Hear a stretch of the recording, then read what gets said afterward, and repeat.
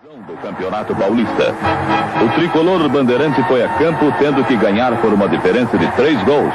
Façanha praticamente impossível, ainda mais quando o time de Pelé surge como a base da seleção.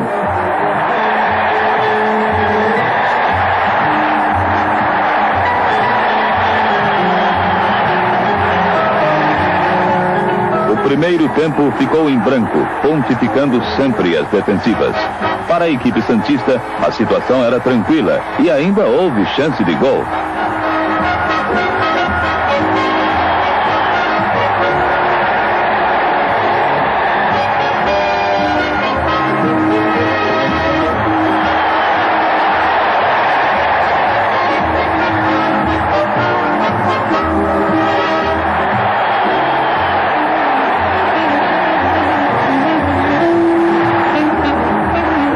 Antoninho, técnico do Santos, estava praticamente com o título assegurado.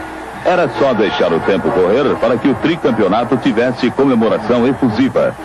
Mas nas arquibancadas a torcida já começava a festa, enquanto a moçada em campo ainda fazia um pouco de força.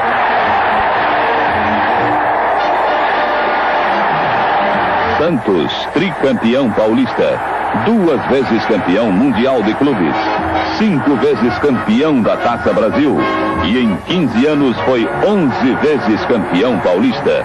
É um timão.